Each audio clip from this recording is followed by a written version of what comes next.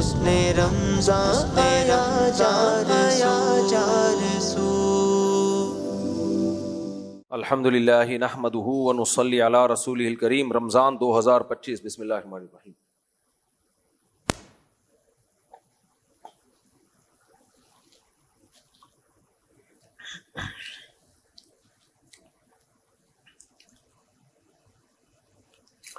بسم اللہ الرحمن الرحیم۔ آج ہم نے 18واں پارہ پڑھا ہے، بہت ہی اہم آیات ہیں۔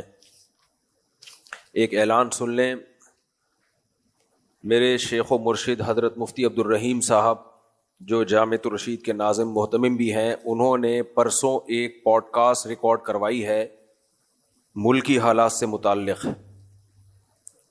لوگ سوشل میڈیا ہمیں بہت غلط گائیڈ کر رہا ہے، خوب سمجھ لو، بہت اوٹ پٹانگ جس کے منہ میں آتا ہے جو بات آتی ہے کہہ دیتا ہے۔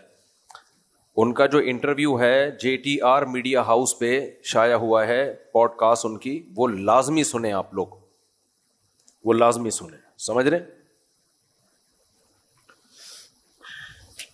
ان کے پاس جو نالج ہوتی ہے وہ مشاہدے پر مبنی ہوتی ہے، وہ میڈیا سے لی گئی نالج نہیں ہوتی، اور جب تک مشاہدے پر مبنی نالج ان کے پاس نہیں ہوتی وہ بات کرتے ہی نہیں ہیں، وہ خاموشی اختیار کرتے ہیں۔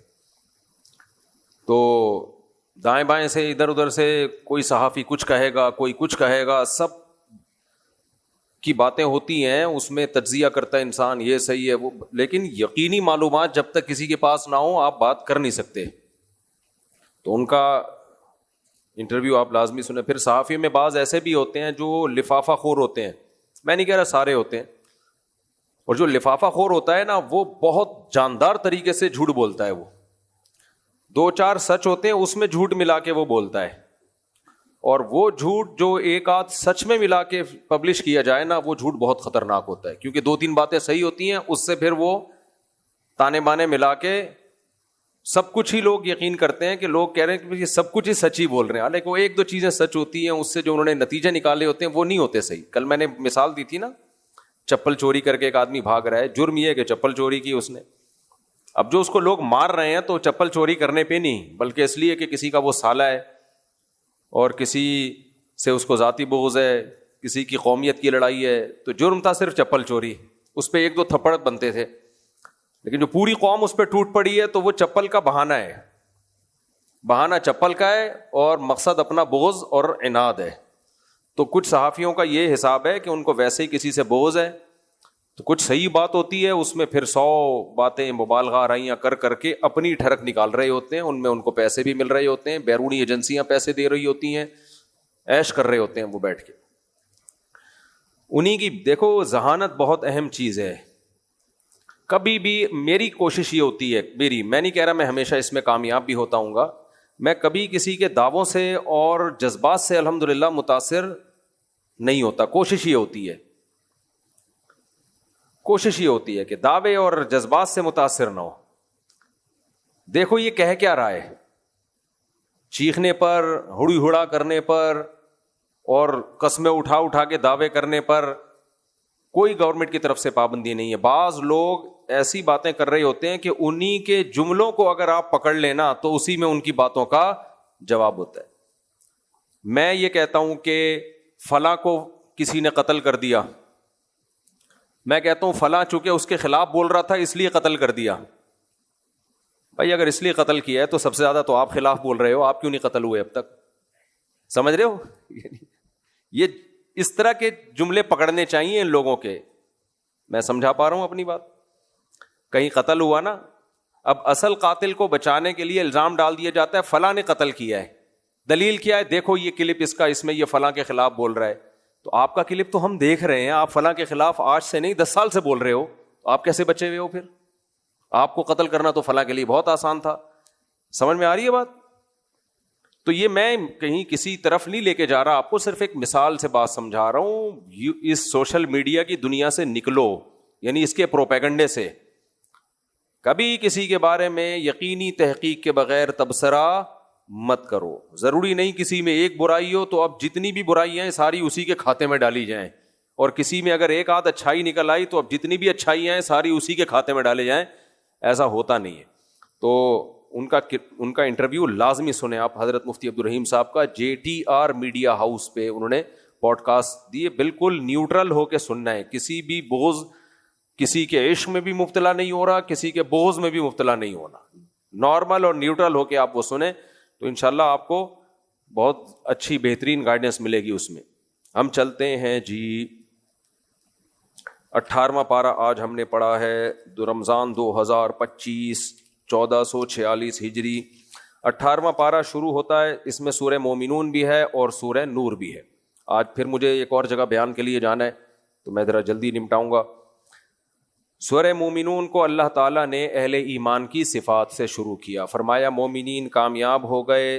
مومنین کی سب سے پہلی علامت کیا ہے؟ فی صلاتہم خاشعون, نمازوں میں خشوع پیدا کرتے ہیں. والذین هم عن اللغو معرضون, فضول لغویات سے بچتے ہیں. لغو کسے کہتے ہیں؟ ہر وہ کام جس کا نہ دنیا میں فائدہ ہو اور نہ آخرت میں. ایسے کاموں کو چھوڑ دینا چاہیے. کچھ بھی نہیں ہے, وہی یہ ویڈیو گیم نہیں کھیل رہے ہوتے بیٹھ کے, کوئی فائدہ نہیں. گیم کھیلیں آپ بھاگنے دوڑنے والے, ذہن فریش ہوگا آپ کا. اس سے کیا ہوگا؟ ٹش پش لگے ہوئے ہو موبائل میں, کچھ بھی نہیں ہوتا, بلکہ دماغ خراب ہوتا ہے اس سے. تو اللہ کا مجھ پر اتنا بڑا احسان ہے, مجھے کوئی ویڈیو گیم پکڑا دے, میرے سے بٹن بھی نہیں چلتے اس کے, کہ یار کہتے ہیں بہت دلچسپ گیم ہے. بھائی باقاعدہ ارادہ کر کے ٹائم کیوں ضائع کریں یار, بعض چیزیں خود بخود ہو جاتی ہیں. جیسے آپ نے کسی کو ٹائم دیا 10 منٹ کا, گپ شپ میں آدھا گھنٹہ ہو گیا, چلو جی آدھا گھنٹہ ضائع ہو گیا, لیکن وہ بغیر ارادے کے ہو گیا, گپ شپ میں مزہ اتنا آیا, چلو جی آدھا گھنٹہ. یہاں تو باقاعدہ ارادہ کرتا ہے انسان کہ میں نیت کرتا ہوں ٹائم ضائع کرنے کی. سانپ والا کھیل رہے ہیں, کیا ہے بڑا ہوتا جا رہا ہے وہ سانپ, بس یہ میں نے اتنے سانپ, وہ پہلے نوکیا میں آتا تھا نا سانپ والا, تو پہلے زمانے میں ماں باپ بچوں کو موبائل میں یہ چیزیں نہیں کھیلنے دیتے تھے. ہم تو دیکھتے تھے کہیں سے چھوٹا سا وہ آ گیا نا ہمارے پاس ویڈیو گیم, ہمارے والد صاحب کا تو بہت غصہ, اتنا غصہ کرتے تھے, ہم ان سے چھپ کے کرتے تھے, پھر چھوڑ دیا. وجہ اس کی کیا ہے؟ والد صاحب یہ سوچتے تھے یہ تو تم باقاعدہ نیت کر کے ٹائم ضائع کر رہے ہو, یہ فضول لوگوں کا کام ہے. یہ چیزیں گوروں نے ہماری سوسائٹی میں انگریز لائے. کھیلو کودو, فٹ بال کھیلو, ہاکی کھیلو, کرکٹ کھیلو, ٹینس کھیلو, یہ سب چیزیں کھیلو بھائی, کس نے منع کیا ہے؟ ان سے دماغ فریش ہوتا ہے, آپ کا اسٹیمنا بڑھتا ہے, بہت فائدہ ہے اس کا. لیکن یہ جو ویڈیو گیم کی ہماری سوسائٹی میں رواج ہے, اس سے بچوں کو روکنا چاہیے. بعض دفعہ والدین کو پسند نہیں ہوتی چیز, لیکن روک اس لیے نہیں ہوتے کہ اور اس سے بڑی کسی برائی میں مبتلا نہ ہو جائے. لیکن بچوں کو خود ان چیزوں سے بچنا چاہیے. اچھے گیم کھیلو جس سے دماغ فریش ہو. تو اللہ نے فرمایا لغویات سے بچتے ہیں. حدیث میں آتے ہیں من حسن اسلام المرء ترکہ ما لا یعنی, انسان کے اسلام کی اچھائی میں سے یہ ہے کہ بیکار باتوں کو چھوڑ دو. والذین هم لفروجہم حافظون, اللہ فرماتے ایمان والے اپنی شرمگاہوں کی بھی حفاظت کرتے ہیں. الا علی ازواجہم, سوائے اپنی زوجہ اور باندیوں کے. باندیاں تو اب ختم ہو چکی ہیں, اب کہیں باندی نہیں بنائی جا سکتی, ذہن میں رکھیں آپ, امپاسبل ہے. تو کیونکہ بین الاقوامی معاہدہ ہو چکا ہے اب, اور یہ معاہدے کی پابندی شریعت میں لازم ہے. تو صرف اب ایک راستہ ہے, کیا ہے؟ نکاح کا. اللہ فرماتے ہیں اس کے علاوہ وہ کہیں اپنی خواہش پوری نہیں کرتے. اور فمن ابتغى فإنهم غیر ملومین, ہاں جو نکاح کرتے ہیں وہ قابل ملامت نہیں ہے. اللہ نے دونوں انتہائیں بیان کر دی. نکاح کے علاوہ کوئی راستہ ہوگا قابل ملامت, لیکن جب نکاح ہوگا تو قابل ملامت نہیں ہے. اس لیے شادی ایک ہو, دو ہو, تین ہو, چار ہو, جتنی بھی ہو, اللہ کہہ رہے ہیں ایسا شخص قابل ملامت نہیں ہے. اس کو یہ نہیں کہہ سکتے کیوں, وائی, کیا ہو گیا تھا جو آپ نے دوسری کی. آگے پھر انشاءاللہ تفصیل سے.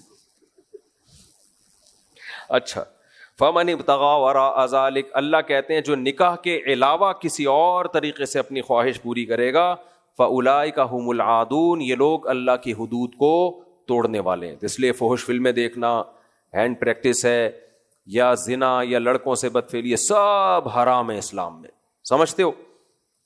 فرمایا والذین هم لاماناتہم وعہدہم راعون, ایمان والے وہ ہیں جو امانتوں اور معاہدوں کا پاس رکھتے ہیں.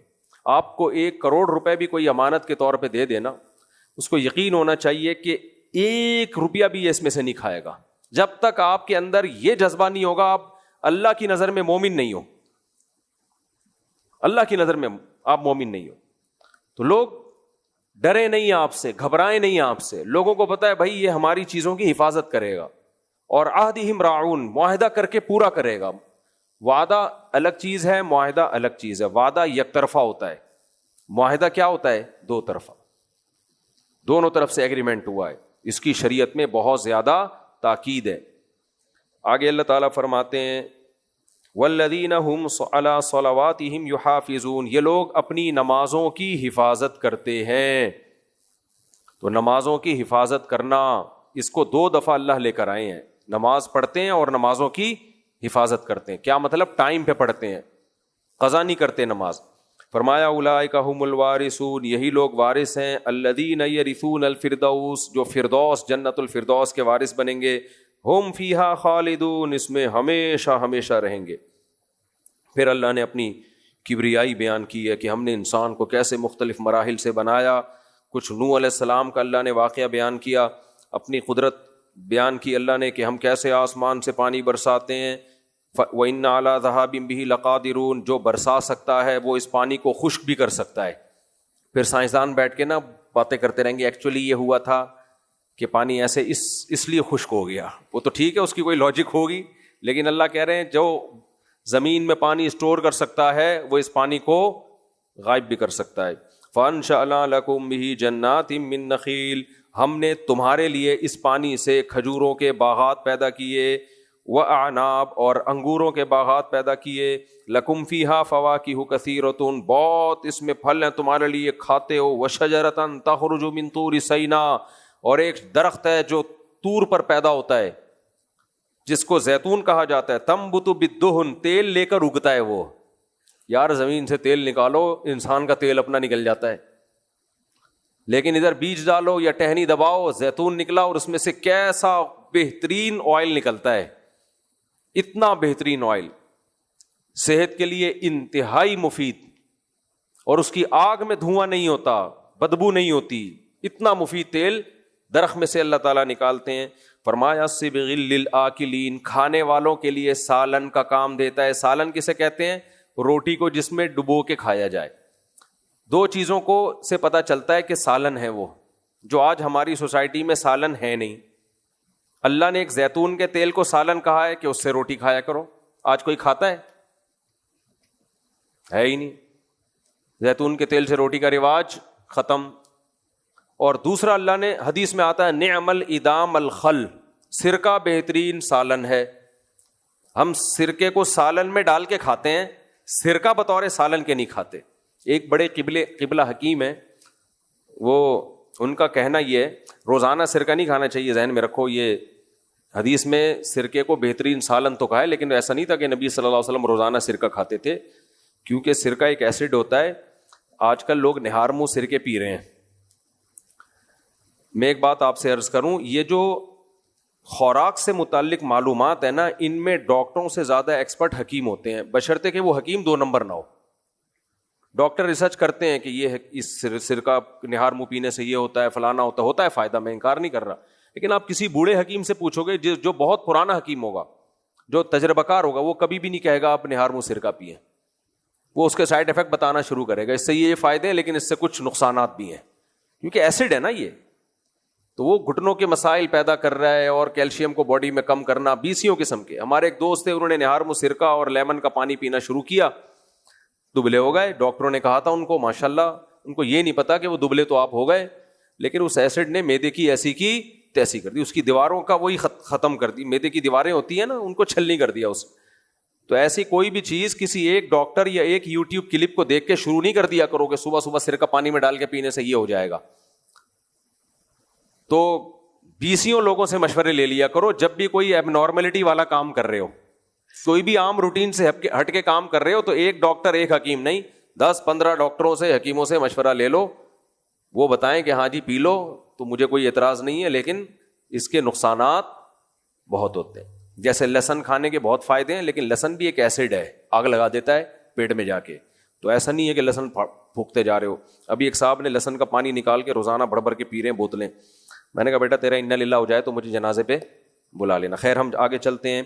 تو وَإِنَّ لَكُمْ فِي تو حکیم لوگ کہتے ہیں مہینے میں ایک آدھ دفعہ سرکے کو سالن کے طور پہ کھا لو بس، واللہ عالم، باقی طب کی باتیں ڈاکٹروں سے حکیموں سے پوچھیں۔ اللہ فرماتے ہیں وَإِنَّ لَكُمْ فِي الْأَنْعَامِ الْعِبْرَةَ، تمہارے لیے چوپایوں میں عبرت کا سامان، کیسے ہم تمہیں ان سے دودھ پلاتے ہیں اور ان پر تم وہ سواری کے طور پہ بھی کام آتے ہیں۔ بہت زبردست اللہ نے اس میں مثالیں دی ہیں۔ ایک اور مثال اللہ نے دی کہ پچھلی قوموں میں ایک پیغمبر آئے تو وہ کیا کہنے لگے، ما ھذا الا بشر مثلکم، ہر پیغمبر کو ایک طعنہ دیا گیا، یہ تو تمہاری طرح کے انسان ہیں، یاکل مما تاکلون منہ، جو تم کھاتے ہو وہی یہ بھی کھاتے ہیں، ویشرب مما تشربون، جو تم پیتے ہو وہی یہ بھی پیتے ہیں۔ لوگوں کے ذہن میں ہمیشہ سے بزرگی کا تصور ایک الگ ہی بیٹھا ہوا ہے، بھئی یہ تو ہماری طرح کے انسان ہیں۔ وَلَئِنْ أَطَعْتُمْ بَشَرًا مِثْلَكُمْ، اگر تم اپنے جیسے انسان کو فالو کرو گے تم خسارے میں پڑ جاؤ گے۔ اور دیکھو یہ باتیں بھی کتنی عجیب کرتے ہیں، باتیں کیا کرتے ہیں، أَيَعِدُكُمْ، دیکھو یہ ہمیشہ سے ایک پرانا طعنہ ہے جو آج بھی مذہبی اسکالرز کو دیا جاتا ہے اور سائنسدانوں کی طرف سے۔ ابے یہ مذہبی لوگوں نے جنت جہنم میں الجھایا ہوا ہے لوگوں کو۔ کس میں الجھایا ہوا ہے؟ جنت میں اور جہنم میں۔ موت کے بعد زندگی، قبر میں فرشتے آئیں گے، پھر وہ اٹھے گے اور حشر ہوگا اور حساب و کتاب ہوگا۔ او بھائی سائنس ان چیزوں کو نہیں مانتی، تو یہ نئی بات نہیں ہے۔ ہر پیغمبر پہ کو یہ طعنہ دیا گیا کہ آپ کس طرح کی باتیں کر رہے ہو۔ تو ان پیغمبر کو بھی قوم نے کیا طعنہ دیا، اَیَعِدُکُم، لوگو تم سے یہ کس قسم کا وعدہ کر رہا ہے یہ شخص، معاذ اللہ، انکم اذا متم، کہ تم جب مر جاؤ گے، وکنتم ترابا وعظاما، اور تم مٹی اور ہڈیاں ہو جاؤ گے۔ یعنی یہ مانتے بھی ہیں کہ ہم مٹی ہو کے ختم ہوتے ہیں یہ پیغمبر۔ انکم تخرجون، اس کے بعد تمہیں دوبارہ زندہ کیا جائے گا۔ ہیہاتا لما توعدون، ہیہاتا کا مطلب جیسے ہم اردو میں کہہ رہے ہوتے بھائی بس کرے یار، یہ عقل سے بہت، بھائی کوئی بات کر رہا ہوتا ہم کہتے ہیں بس کر جا، بس بہت ہو گئی۔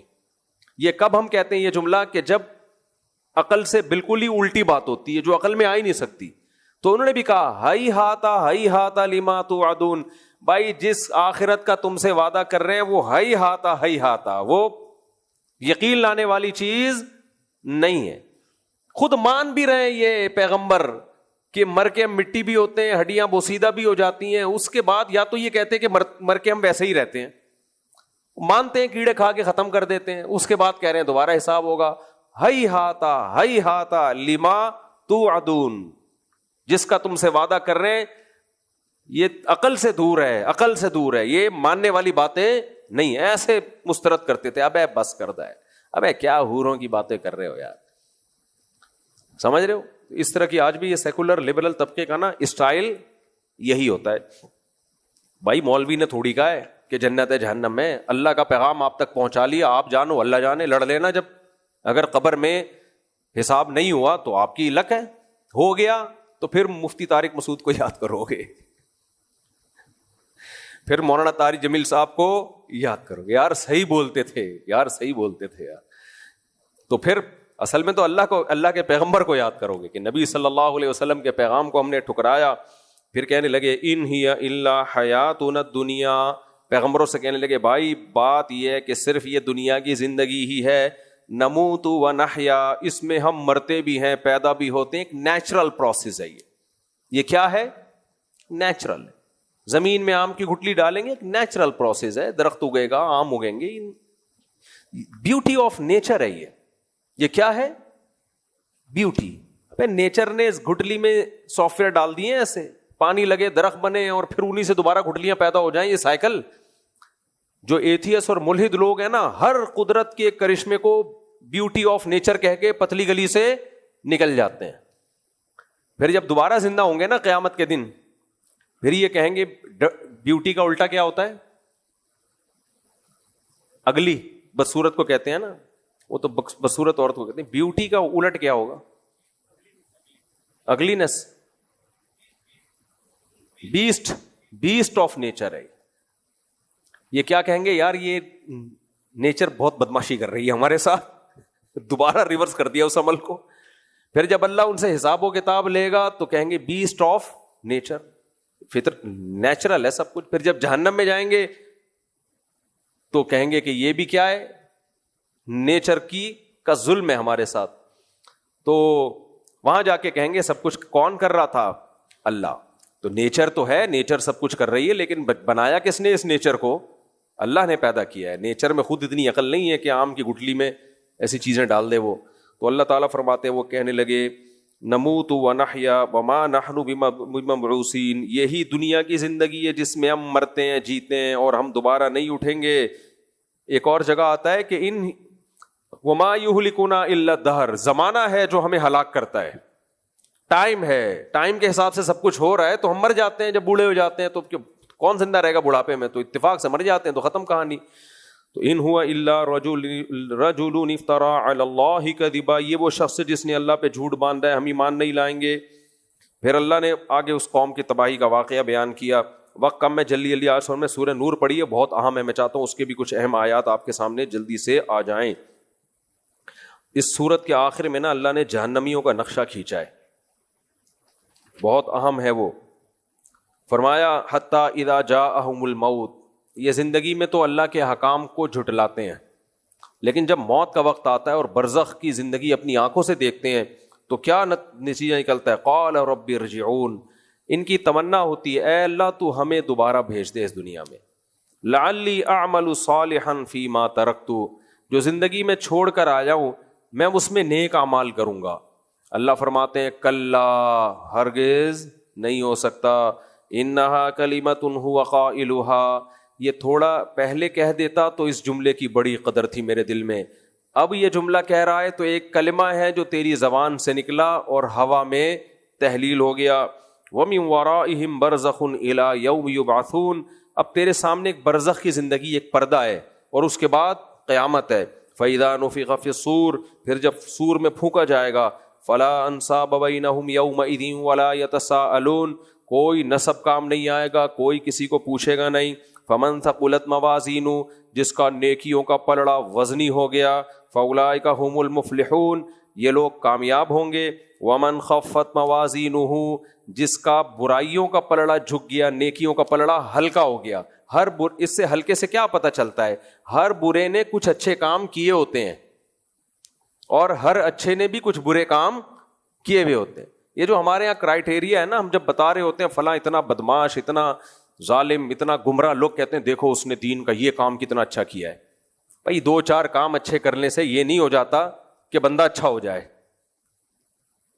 2-4 اچھے کام ہر ایک نے کیے ہوئے ہوتے ہیں, اور 2-4 برے کام کرنے سے یہ نہیں ہوتا کہ بندہ برا ہو جائے. تو اللہ میاں بھی دیکھتے ہیں کہ خیر غالب ہے یا شر غالب ہے, ہر اچھے سے کچھ نہ کچھ مسٹیک ہوتی ہیں. سعید ابن مسیب رحمہ اللہ کا قول ہے کہ میں نے لوگوں میں دیکھا اچھوں میں کوئی اچھا ایسا نظر نہیں آیا جس میں کوئی خرابی نہ ہو. تو میں نے کہا یار تو دنیا میں کوئی اچھا ہے ہی نہیں, پھر ہر اچھے میں کوئی نہ کوئی کہیں نہ کہیں فالٹ ہوتا ہے. پھر کہتے ہیں میں نے بروں کو دیکھا تو کوئی برا ایسا نہیں تھا جس میں کوئی نہ کوئی اچھائی نہ ہو. تو میں نے کہا اس کا مطلب تو دنیا میں کوئی برا ہی نہیں ہے, جبکہ قرآن کیا کہتے ہیں اچھے بھی ہوں گے اور دنیا میں برے بھی. تو کہتے ہیں پھر میں نے معیار یہ بنایا کہ بھائی اچھے کی ڈیفینیشن یہ نہیں ہے کہ کوئی برائی نہ ہو, اور برے کی ڈیفینیشن یہ نہیں ہے کہ کوئی اچھائی نہ ہو. جس کی اچھائیاں برائیوں پہ غالب ہیں وہ اچھا ہے, جس کی برائیاں اچھائیوں پہ غالب ہے وہ برا ہے. تو مذہبی اسکالر کو بھی اسی حیثیت سے دیکھا کرو. صحابہ کو برا بلا کہنا, کسی ولی اللہ کا نہ چھوڑنا, اور جھوٹ پلود اور فضول قسم کی صبح و شام لوگوں میں نفرتیں پھیلانا, ایک آدھ اچھی بات بھی مارکیٹ میں چلا دینا, تو اس سے یہ تھوڑی ہوتا ہے کہ 2-4 اچھی باتیں. تو یہ تو ہر آدمی کر رہا ہوتا ہے 2-4 اچھی باتیں. تو جس کو جب کوئی فیور دینا ہوتا ہے تو وہ ان 2-4 اچھی باتوں کو ہائی لائٹ کر رہا ہوتا ہے. تو اللہ نے فرمایا جس کے نیکیوں کا پلڑا کم پڑ گیا, برائیوں کا پلڑا جھک گیا, فَأُولَئِكَ الَّذِينَ خَسِرُوا أَنفُسَهُمْ فِي جَهَنَّمَ خَالِدُونَ, یہ لوگ ہیں جنہوں نے اپنے آپ کو خسارے میں ڈالا, جہنم میں رہیں گے ہمیشہ. تَلْفَحُ وُجُوهَهُمُ النَّارُ, ان کے چہروں کو جہنم کی آگ جھلسے گی, اللہ ہمیں بچائے. پھر اللہ ان سے کہے گا أَلَمْ تَكُنْ آيَاتِي تُتْلَىٰ عَلَيْكُمْ فَكُنْتُمْ بِهَا تُكَذِّبُونَ, تم آج اس آگ میں جل رہے ہو, کیا دنیا میں میری آیات تم کو نہیں پڑھ کے سنائی جاتی تھیں اور تم ان کا انکار کر دیا کرتے تھے؟ قالوا ربنا غلبت علینا شقوتنا, وہ کہیں گے اے اللہ ہماری بدقسمتی ہم پہ غالب آ گئی تھی, غور ہی نہیں کیا ہم نے تیری آیات میں. مذاق اڑاتے رہتے تھے ہم، بدقسمتی تھی. وَكُنَّا قَوْمًا ضَالِّينَ، اور ہم واقعی گمراہ لوگ تھے. رَبَّنَا أَخْرِجْنَا مِنْهَا، اے اللہ ایک مہلت دے دے، ہمیں اس آگ سے نکال دے. فَإِنْ عُدْنَا فَإِنَّا ظَالِمُونَ، اگر دوبارہ ہم جرم کریں تو ہم پکے ظالم ہیں. قَالَ اخْسَئُوا فِيهَا، اللہ کہیں گے ذلیل ہو کے پڑے رہو اس آگ میں. وَلَا تُكَلِّمُونَ، مجھ سے کلام بھی مت کرو. إِنَّهُ كَانَ فَرِيقٌ مِّنْ عِبَادِي، دنیا میں میرے بندوں میں ایک جماعت ایسی تھی، یقولون، جو یہ کہا کرتا تھا، ربنا آمنا، اے اللہ ہم تیری دعوت پر ایمان لے آئے، ہم تیری دعوت پر ایمان لے آئے. فاغفر لنا، پھر اس کو فکر ہوتی تھی ان سے جو کوئی غلطی ہو تو وہ اللہ معاف کرے وہ غلطی، تو وہ دعائیں مانگتے تھے اللہ ہماری خطاؤں کو معاف کر دے. وارحمنا، اور ہم پر رحم کر. وانت ارحم الراحمین، تو سب سے زیادہ رحم کرنے والا. وہ اس طرح مجھ سے دعائیں مانگا کرتے تھے، ان کو فکر تھی اپنی اصلاح کی، اور اگر غلطی ہو جائے تو معاف کروانے کی فکر میں لگے رہتے تھے کہ اس گناہ کو لے کے دنیا سے جانا نہیں ہم نے. فَاتَّخَذْتُمُوهُمْ سِخْرِيًّا، تم نے دنیا میں ان کا مذاق ٹھہرا لیا تھا. تم کہتے تھے یہ ہیں جو سائنس کو نہیں مانتے، یہ ہیں انگریز کہاں سے کہاں پہنچ گیا، اور یہ ابھی تک پردہ کرو، ماں باپ کی اطاعت کرو، 5 ٹائم نماز پڑھو، رمضان کے روزے رکھو، رات کو تہجد میں اٹھ کے اللہ سے دعائیں مانگو. آج ہمارا سیکولر لبرل طبقہ یہی باتیں کر رہا ہے. گورا کہاں سے کہاں پہنچ گیا، ان کے تو بوائے فرینڈ ہو، بیوی ہو، نجی مسئلہ ہے، زنا کرو، ہومو سیکشولیٹی ہو. بھائی کیا ہے، اس کا ترقی سے کیا تعلق ہے؟ دنیا میں ایک ہی چیز کو لبرل لوگوں نے باپ بنا لیا جس کو ترقی کہتے ہیں، ترقی کے علاوہ ان کا کوئی اور دوسرا غم ہے ہی نہیں. تو فَاتَّخَذْتُمُوهُمْ سِخْرِيًّا، تم نے ان کا مذاق ٹھہرا لیا تھا. حَتَّىٰ أَنسَوْكُمْ ذِكْرِي، اور تم ان مذہبی لوگوں کے خلاف اتنا جا چکے تھے کہ اس مخالفت نے تمہیں میری یاد سے بالکل ہی محروم کر دیا. ان کی دشمنی میں مجھے بھول گئے تم. وَكُنْتُمْ مِنْهُمْ تَضْحَكُونَ، اور تم ان سے ہنسا کرتے تھے دیکھ کے. انی جزیتہم اليوم بما صبروا، ان کے صبر کا آج میں نے ان کو کیسا بدلہ دیا ہے. الیوم کا لفظ بڑا مزے کا ہے قرآن میں. الیوم، آج دیکھو کیسا بدلہ دیا.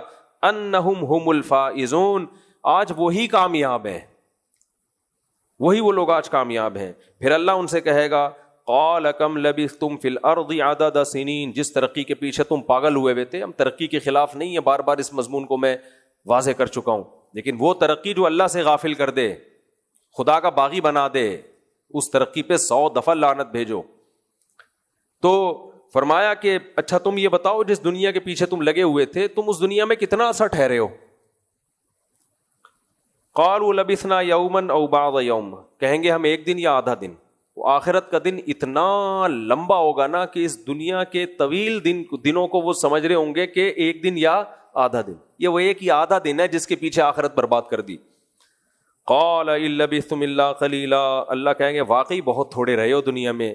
لو انکم کنتم تعلمون، کاش یہ تم پہلے جان لیتے.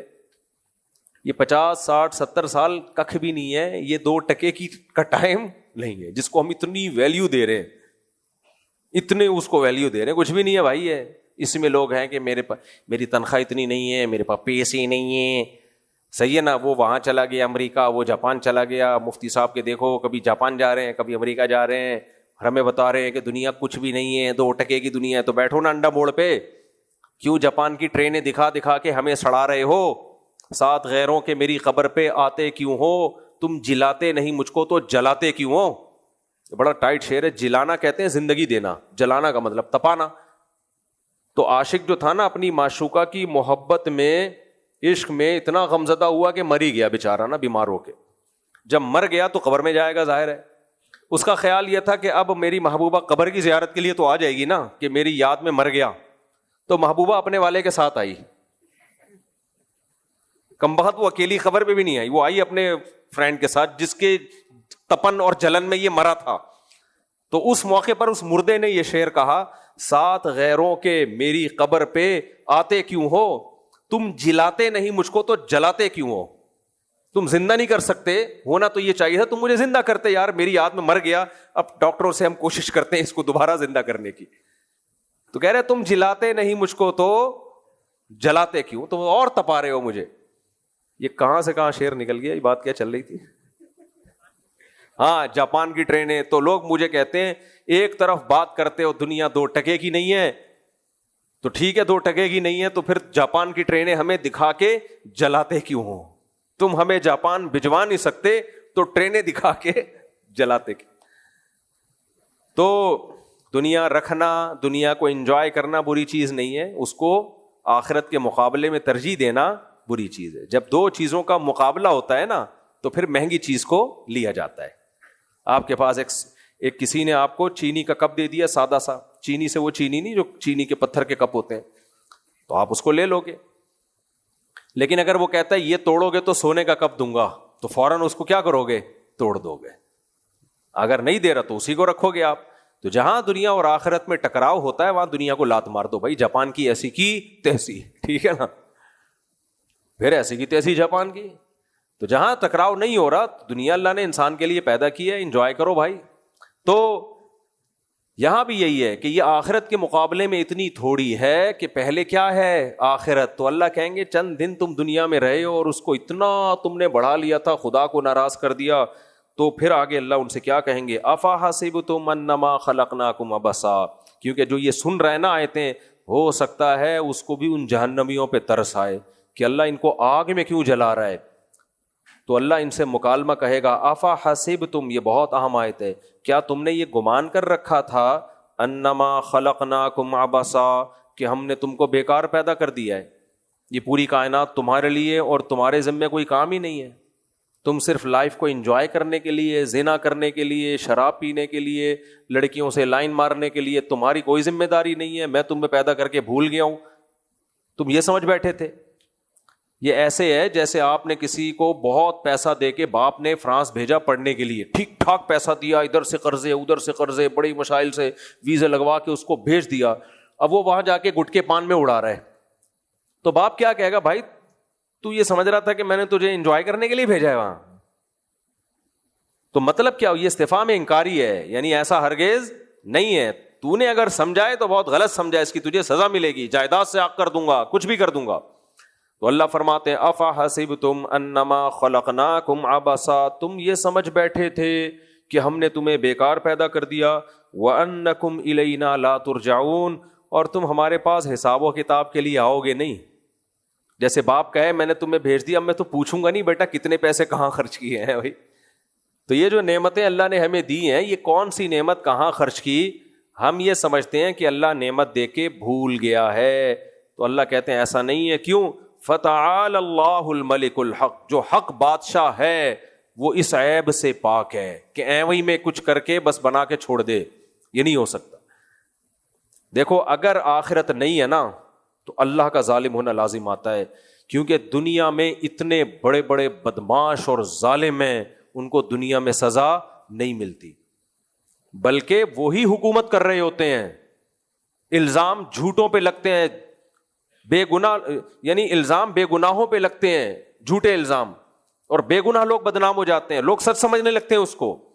انسان کے پاس یقینی ذرائع نہیں ہے جس سے پتا چلے کہ کون ملزم ہے اور کون. بھائی جج کیا کرے گا؟ گواہوں کو دیکھ کے پھندے پہ چڑھا دے گا کسی کو, ہو سکتا ہے وہ گواہ جھوٹ بول رہے ہوں, نہ اس میں جج کا قصور ہوتا ہے, وہ گواہ جھوٹ بول رہے ہوتے ہیں. بعض دفعہ گواہوں کو غلط فہمی ہو جاتی ہے. تو اتنا دنیا میں اس معاملے میں اونچ نیچ ہے کہ دنیا میں حقیقی انصاف ملنا بہت مشکل ہے. 100 انسانوں کے قاتل ہیں دنیا میں. جاپان میں جو بم برسا تھا اس میں لوگوں کی حالت کیا ہوئی تھی, اب تک وہاں اثرات ہیں اس کے. تو اس لیے اللہ نے قرآن میں کہہ دیا لا تحسبن اللہ غافلا عما یعمل الظالمون, جو ظالم جو کچھ کر رہا ہے اللہ کو غافل مت سمجھو, اللہ نہیں چھوڑے گا. تو اس لیے اگر آخرت نہیں ہے تو یہ تو بھائی اللہ پہ سیدھا سیدھا الزام ہے کہ اللہ تعالیٰ دنیا میں بھی حکمران ایسے اندھیری چلائی ہوئی ہوتی ہے, تو نے بھی کیا کیا ہوا ہے. تو اس لیے اللہ کہتے ہیں نیکوں کو اچھا بدلہ ملے گا, ان کی نیکیاں بھی ضائع نہیں ہوں گی. ایسا قاعدہ قرآن نے بیان کیا نا, یہ سن کے ایک انگریز مسلمان ہوا تھا, اس نے مجھے خود بتایا. میں نے ایک انگریز دیکھا, مجھے غفار بھائی لگ رہے تھے وہ انگریز نا, کالر والی قمیض پہنی ہوئی ہے جیسے ہم لوگ نہیں یہاں بڑے کالر والی قمیض اور چوڑے پینچوں کی شلوار, ادھر ہی یہاں یہیں ادھر ہی اسی پلاٹ میں قریب میں. کسی نے بتایا بھائی امریکن ہے مسلمان ہوا ہے. اچھا یہ امریکی جب مسلمان ہوتے ہیں تو بالکل چینج ہو جاتے ہیں, انہیں پینٹ شرٹ بھی چھوڑ دی, میں نہیں کہہ رہا پینٹ شرٹ ناجائز ہے، حرام ہے، لیکن میں اس کی ایک سوچ بتا رہا ہوں. اس نے کہا یار پورا جو مسلمانوں کا ڈریس ہمیشہ سے رہا ہے، ایسے میں نے اور بھی انگریز دیکھے ہیں. ایک انگریز مسلمانوں کا پورا جبہ، ہمارے مدرسے میں آتا تھا، وہ اتنی لمبی نماز پڑھتا، اتنی لمبی. ہم نے کہا بھائی ہمیں شرم آتی تھی. پھر میں نے کہا یار یہ تو بہت ماشاء اللہ بڑے خشوع و خضوع سے بڑی لمبی نماز پڑھتا ہے یہ. تو پھر مجھے ایک واقعہ یاد آیا. کسی نے کہا ایک آدمی مسلمان ہوا تو ریونڈ گیا تو اس نے دیکھا یہاں تو بڑی اسپیڈ سے ایک بندہ نماز پڑھ رہا ہے. تو اس غیر مسلم نے بولا تو بہت جلدی پڑھ رہا ہے. کہہ رہا ہے یار ہمارا پرانا کنیکشن ہے اللہ تعالیٰ سے، تمہارا بھی نیا نیا ہے نا، بحال ہونے میں ٹائم لگتا ہے. تو ابھی نئے نئے مسلمان ہوئے، کنیکشن بحال ہونے میں ٹائم لگتا ہے. ہمارا پرانا کنیکشن ہے، فوراً ہمارا کنیکشن اللہ سے بحال ہو جاتا ہے. تو خیر اچھا، وہ جو گورا تھا نا جو مسلمان ہوا چبا شبا، وہ بھی قربانی دیں. وہ کہتا ہے میں زندگی وقف کر دی اللہ کے لیے بس. ہم نے اس سے پوچھا تمہارا پرانا نام کیا تھا، کیا کرتے تھے؟ اس نے کہا پچھلی زندگی کو میں مٹی ڈال چکا ہوں، نہ میں اس بارے میں سوال پوچھنا پسند کرتا ہوں نہ جواب دینا. کشتیاں جلا دی، ختم بس. ایسا یہ ہوتی ہے خاندانی توبہ. آج لڑکے فلم دیکھنے سے توبہ کرتے ہیں، سینما گھر نہیں جائیں گے، پھر وہیں سے گزر کے سائڈوں پہ یوں کر کے دیکھ رہے ہوتے ہیں. پھر کہتے ہیں مفتی صاحب توبہ کر تو لیتے لیکن توبہ پہ قائم نہیں رہتے. ابے قائم کیسے رہے گا جب انہی گلی محلوں میں بار بار جا رہا ہے، وہی سائن بورڈ بار بار دیکھ رہا ہے، تو کہاں سے قائم رہے گا؟ جب فحش فلموں کی عادت اللہ نہ کرے پڑ گئی تو بند کمرے میں لیپ ٹاپ دیکھتے کیوں ہو بیٹھ کے بھائی؟ اس کو توبہ نہیں کہتے. تو توبہ کا مطلب کیا ہے؟ یو ٹرن لے لے آدمی. تو اس گورے نے ایسا یو ٹرن لیا، کشتیاں جلا دی بالکل. ایک اور فرانس کا گورا ملا، وہ جامع رشید میں آیا، وہ بھی ایسا جبہ ایسی داڑھی. ایک کچھ گوروں کو تو میں نے انٹرویو امریکہ میں لیے ہیں، مسلمان ہوئے اور ہمارے مدرسوں میں داخلہ لے کے عالم بن رہے ہیں ماشاءاللہ. لوگ کہتے ہیں مدرسوں میں منجن بکتا ہے، تو وہ انگریز تو منجن نہیں خریدے گا، اتنا بے وقوف نہیں ہوتا، پورا پراپر عالم بن رہا ہے. ہمارے مدرسوں نے کئی انگریزوں کو عالم بنایا ہے، سمجھتے ہو؟ تو وہ بھی پورا یو ٹرن لے لیا اس نے. تو پھر یہاں ادھر ہی گلشن اقبال میں کسی لڑکی سی اس انگریز نے شادی کی اور ایسا یو ٹرن لیا کہ میری گپ شپ ہوئی تو کہہ رہا ہے میں پوری 4 شادیاں کروں گا. کمال ہے. تو میں نے کہا کیوں؟ کہتا ہے جب میں نے سب عیاشی چھوڑ دی جو اسلام سے پہلے کرتا تھا، تو جو اسلام نے مجھے اجازت دی اس سے فائدہ تو اٹھاؤں گا نا میں. پھر مجھے کہنے لگا میری بیوی نہیں مانتی، اور کہہ رہا ہے میں نے اس کو نہیں کہا کہ تو لازمی کرنا، میں نے کچھ بھی نہیں کہا. تو کہتا ہے لیکن مجھے بڑی حیرانگی ہو رہی ہے کہ وہ مسلمان ہے تو وہ مجھے کیسے روک رہی ہے. میں نے کہا وہ مسلمان تو ہے لیکن بیوی بھی تو ہے نا وہ، تو اس کو ظاہر ہے سوکن آ رہی ہے اس کے اوپر. کہہ رہے لیکن میں کروں گا. جب میری اتنی گرل فرینڈ تھی، اس نے کہا کہ میری اتنی گرل فرینڈ تھی، میں نے سب کچھ چھوڑ چھاڑ دیا، تو اب جو اسلام نے میں اسلام لایا ہوں تو پھر پورا اسلام. تو اس کی نظر میں پورا اسلام یہ تھا کہ پوری ٹوٹل خالی یہی چیز نہیں تھی، ماشاءاللہ تہجد گزار اور داڑھی اور ماشاءاللہ بڑا زبردست لباس. خیر تو اللہ تعالیٰ فرماتے ہیں فتعال اللہ الملک الحق، اللہ جو برحق بادشاہ ہے وہ اس عیب سے پاک ہے. تو میں یہ کہہ رہا تھا، ہاں یہ آیت اصل میں سنانے لگا تھا جس کو دیکھ کے وہ غیر مسلم مسلمان ہوا، جو یہاں گورا آیا تھا نا، جو غفار بھائی لگ رہے تھے بالکل ایسے دیسی لباس. تو میں نے اس سے پوچھا بھائی کیا آپ نے اسلام؟ اس نے کہا ڈے آف ججمنٹ کو جس طرح اسلام ایکسپلین کرتا ہے ایسا کوئی بھی ایکسپلین نہیں کرتا. اور کہا انسان کو انسان بنانے کے لیے ضروری ہے کہ آخرت پر ایمان رکھے. تو اس میں قرآن کی آیت دیکھو، فَمَن يَعْمَلْ مِثْقَالَ ذَرَّةٍ خَيْرًا يَرَهُ، ایک ذرہ کے برابر بھی نیکی کی ہوگی نا اللہ ضائع نہیں کرے گا، سامنے لے آئے گا قیامت کے دن، ذرہ برابر بھی. وَمَن يَعْمَلْ مِثْقَالَ ذَرَّةٍ شَرًّا يَرَهُ، ذرہ برابر بھی برائی کی ہوگی اللہ وہ بھی لے آئے گا سامنے. تو ما لهذا الکتاب لا یغادر صغیرۃ ولا کبیرۃ الا احصاها، قرآن کہتا ہے جب انسان اپنے نامہ اعمال کو دیکھے گا وہ کہے گا کیسا اعمال نامہ ہے کہ کوئی باریک گوشہ میری زندگی کا، چھوٹا گوشہ ہو یا بڑا عمل ہو، کچھ بھی نہیں چھوڑا اس نے، کچھ بھی نہیں چھوڑا اس نے. وہ حیران ہوگا بھائی ایسی تو رپورٹ آج تک ہم نے کبھی دیکھی نہیں ہے. تو اللہ کہتے ہیں ایسا انتظام ہو رہا ہے ہم سب کے اعمال کے محفوظ کرنے کا. تو اللہ بچائے ہمارا بنے گا کیا آخرت میں. ڈاکٹر عبدالحی رحمہ اللہ فرمایا کرتے تھے کہ اللہ حساب نہ بھی لینا، صرف دنیا کو یہ بتا دے کہ یہ کچھ کر کے آیا ہے. یہ کیا کر کے آیا ہے؟ یہ بندہ یہ کچھ کر کے آیا ہے. تو کون بچے گا میرے بھائی، کون بچے گا؟ کہا وہ جو ذلت ہوگی نا وہی کافی ہے. اللہ ہم سب کو اس ذلت کے سے محفوظ رکھے, نیک اعمال کی توفیق عطا فرمائے. تو یہ سورہ مومنون تھی. اب آگے سورہ نور ہے. سورہ نور میں بہت سارے احکام ہیں آپس میں رہنے کے, ریاست سے متعلق. سب سے پہلے اللہ نے زانیوں کو چترول لگانے سے شروع کیا اس آیت.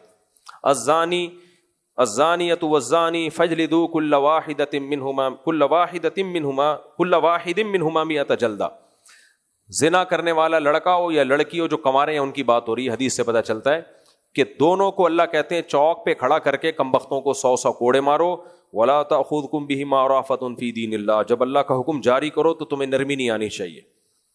ولیشہد عذابہما طائفۃ من المؤمنین. مسلمانوں کی ایک جماعت یہ منظر اپنی آنکھوں سے دیکھے. تو پھر اللہ نے بتایا زانی لوگوں کو گندی عورتیں پسند ہوتی ہیں, اور گندی عورتوں کی طرف رغبت بھی زانی مردوں میں ہی ہوتی ہے. جو پاکیزہ لوگ ہوتے ہیں الخبیثات للخبیثین والخبیثون للخبیثات. ناپاک مرد ناپاک عورتوں کے لیے, ناپاک عورتیں ناپاک مردوں کے لیے. گندی سے یہاں مراد ہے زانی, فاحشہ. ایک مرد پہ ٹکی نہیں رہی ہے نا. تو آج کل گرل فرینڈ بوائے فرینڈ میں بڑا عذاب یہ بھی ہے کہ شادی تو ہو جاتی ہے لیکن پرانے والوں کی یادیں رہ جاتی ہیں. پھر وہ کمپیئر کریں. میرے پاس بہت کیسز آتے ہیں, کبھی اکیلے میں آؤ خوشبو لگا کے میں بتاؤں گا آپ کو کیا ہو رہا ہے سوسائٹی میں. وہ پرانے والا تھوڑا سا نئے والے نے برا سلوک کیا نا شوہر نے, تو پرانا بوائے فرینڈ یاد آنا شروع. کاش وسیم سے شادی کر لیتی تو آج یہ دن نہ دیکھنے پڑتے. بھائی وسیم سے کرتی نا تو اس میں کچھ اور عیب نظر آتے. تو ریلیشن میں بھی ہو جاتی ہیں بعض دفعہ. واٹس ایپ پہ کتنی طلاقیں ہو چکی ہیں. موبائل پکڑا پرانی والی نکلی. اس طرح شوہر کا بھی ہے, گرل فرینڈ بوائے فرینڈ, تو شوہر کا بھی پرانوں سے شادی یہاں ہو گئی لیکن اب یاد کون آ رہی ہے, پرانی والی. پھر وہ غفار کے نام سے اس کے نمبر سیو کیے ہوئے. وسیم اور بیگم نے ایک دن پکڑ لیا کہ بھائی یہ تو رخشندہ ہے, یہ وحیدہ ہے, یہ محمودہ ہے. محمود نہیں, وہ محمودہ نکلا, محمودہ نکلی.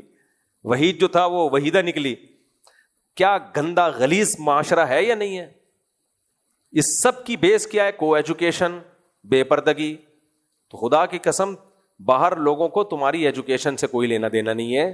پتہ ہے پنجاب میں ہمارے علماء نے بات کی وزیر اعلیٰ سے کہ بھائی پنجاب میں یہ کو ایجوکیشن سسٹم کیوں ہے؟ پہلے مردوں کے الگ ہوتے تھے, لڑکیوں کے الگ. انہوں نے کہا باہر جو ہمیں قرضہ آ رہا ہے نا, انہوں نے بولا کہ ساتھ بٹھاؤ گے تو پیسے دیں گے ورنہ نہیں. اس سے پتہ چلتا ہے کہ ان کو تعلیم سے زیادہ ہمارا خاندانی نظام تباہ کرنے کا یہ پیسے اس لیے دے رہے ہیں. اتنے نیک نہیں ہیں کہ یہ لوگ ترقی کر کے چاند پہ ہماری طرح پہنچ جائیں. وہ چاہ رہے ہیں بغیرتی میں ہماری جیسے ہو جائیں. ترقی تو انہوں نے خاک بھی نہیں کرنی, ٹھیک ہے نا. تو ان کو پتا ہے ہمارے پاس ترقی ہے, غیرت ختم ہو گئی. ان کے پاس ترقی نہیں ہے لیکن غیرت ہے, تو غیرت تو چھینو نا ان کم بختوں سے. وہ ایجوکیشن اتنی زیادہ ہو گئی ہے, بے غیرتی یار. جن عورتوں کے ناخن کسی نے نہیں دیکھے تھے, جن لڑکیوں کے باپ تبلیغ میں 4 مہینے کے لیے نکلا ہوا ہوگا, پیچھے بیٹی کالج میں کیا گل کھلا رہی ہے, ابا کو پتا نہیں ہوگا. تبھی تو جامع رشید کہتا ہے بھائی ہم اس کو ایجوکیشن کو ختم نہیں کر سکتے تو ہم خود سے تو یونیورسٹیاں بنا سکتے ہیں نا. تو خود بناؤ یونیورسٹیاں, اپنے کنٹرول میں لو. اسی وجہ سے غزالی یونیورسٹی بنائی ہے. آپ لوگ بھی بناؤ, جو لوگ جن کے کو بھی اللہ نے وسائل دیے ہیں بھائی خود بنائیں یونیورسٹیاں. اس میں تعلیم اچھی ہو, ماحول اسلامی ہو اس میں. تو اللہ نے فرمایا اچھا یہ جو حدیث قرآن کی ہے نا, خبیث مرد خبیث عورتوں کے لیے, اس کا مطلب یہ نہیں کہ پاکیزہ آدمی کی خبیث عورت سے شادی نہیں ہو سکتی, یا پاکیزہ عورت کی خبیث آدمی سے نہیں. یہ تو ہو سکتا ہے, دھوکے سے سب کچھ ہو سکتا ہے. مطلب ہے کہ ان کی رغبت انہی میں ہوتی ہے. باقی دھوکے سے کسی کی شادی کسی سے ہو گئی تو ایک الگ بات ہے. اس پہ کچھ لطیفے اکیلے میں ملاؤں گے تو سن. اچھا بھائی عمر اعجاز کون ہے؟ عمر اعجاز جلدی بتائیں. ان کی والدہ کی طبیعت اوپر خراب ہو رہی ہے, وہ اپنی والدہ کو لے کے جائیں فوراً. ان کی والدہ کی طرف سے پیغام آیا ہے, جلدی شابش. دیکھیں یہاں نہیں ہے بھائی, تلاش کریں جلدی سے. تو اللہ نے حکم دیا 100 کوڑے مارو. پھر اللہ نے میاں بیوی کے لیے ایک الگ حکم دیا. اچھا دوسرا حکم اللہ نے دیا کہ جو بھی کسی پہ زنا کی تہمت لگائے تو 4 گواہ لے کر آئے. 4 گواہ اگر نہیں لے کر آتا تو الٹا اس کی پشت پہ 80 کوڑے مارے جائیں. اس سے پتہ چلتا ہے یہ جو ہم بڑے آرام سے کہتے ہیں نا فلاں زانی ہے, فلاں بدکار ہے, تو یہ آپ اپنے خلاف اسلامی عدالت میں کیس کروا رہے ہو, اس کے خلاف نہیں کروا رہے. آپ سیاسی اختلاف ہوتا ہے تو فلاں زانی ہے, فلاں یہ ہے, فلاں وہ ہے. بھائی آپ قرآن پڑھتے ہو, قرآن نے 4 گواہوں کے بغیر کسی کو زانی کہنے پر پابندی لگائی ہے. اسی میں وہ مسئلہ بھی حل ہو جاتا ہے. میں نے ایک دفعہ بیان ریکارڈ کروایا تھا کہ میاں بیوی 2 سال سے دور ہیں, بچہ پیدا ہو گیا تو حلال ہی کا کہلائے گا وہ. اس پہ وہ جو تماشا بنایا, کیونکہ علم ہے نہیں لوگوں کے پاس کہ یہ دیکھو کرامتی بچے ان کے یہاں پیدا ہو رہے ہیں, وہ سورہ نور کی آیات سے پتہ چلتا ہے. کیونکہ اب اگر آپ اس بچے کو زانی, اس بچے کو ولد الزنا کہتے ہو, اس کا مطلب آپ اس کی ماں کو کیا کہہ رہے ہو؟ بولو, زانی. تو شریعت کہتی ہے 4 گواہ لے کر آؤ. اس پہ کسی کو اشکال ہوتا ہے کہ بھائی ہم تو وہ آدمی کو کے کھاتے میں کیسے ایک بچہ ڈال دیں؟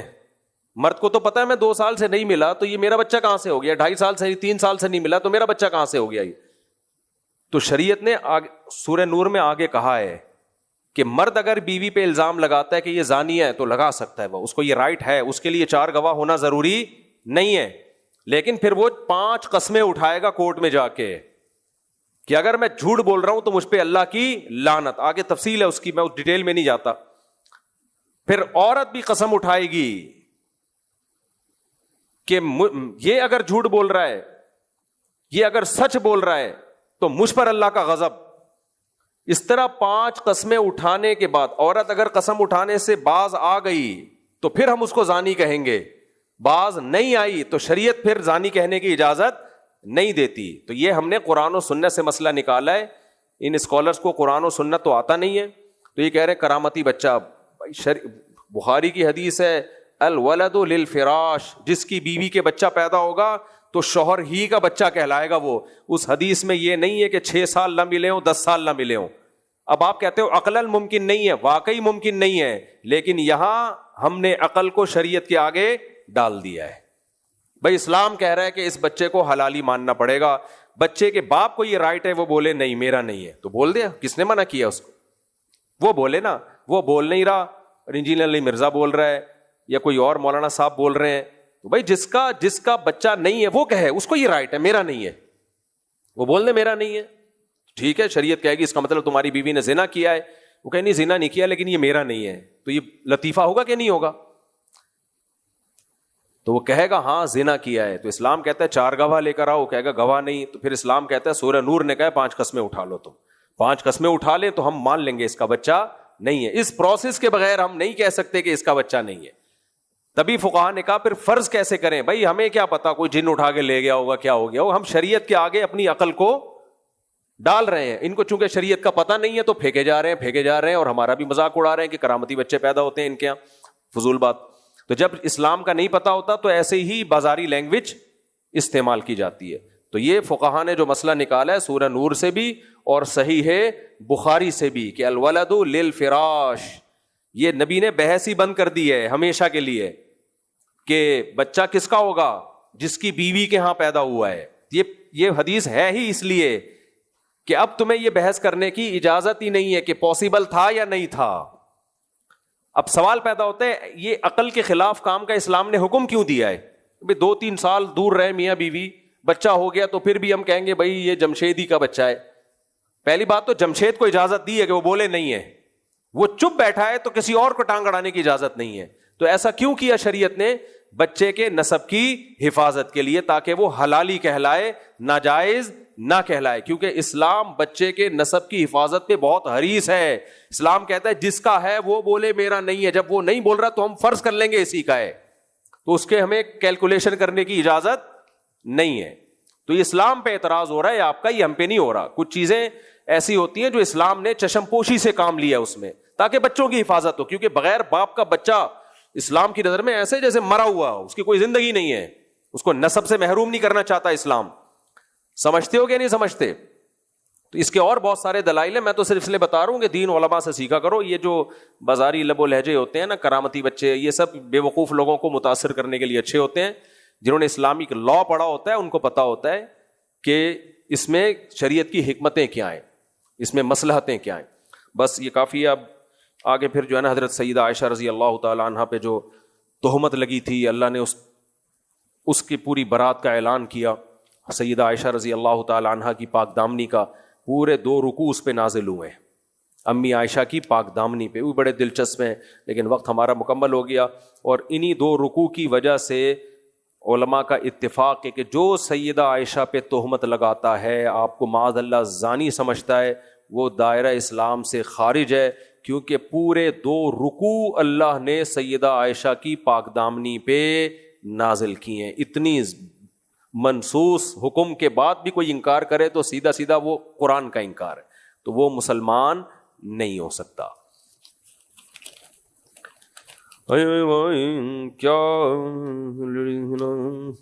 کیا پریگننٹ لیڈیز کے نام کی قربانی نہیں ہوتی؟ میں نے پڑھا ہے نبی نہیں ہوتی، پر مجھے ریفرنس نہیں ملا، ہے ہی نہیں تو ریفرنس کہاں سے ہوگا اس کا؟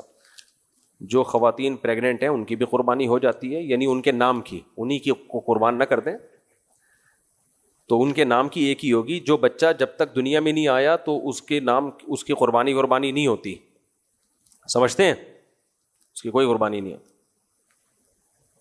چلو بھائی، اللہ تعالیٰ عمل کی توفیق عطا فرمائے، عمل کی توفیق عطا فرمائے۔ رمضان کی برکتیں چھا گئی، علم و حکمت ہر ایک سمت پھیلا گئی، زندگی کا سفر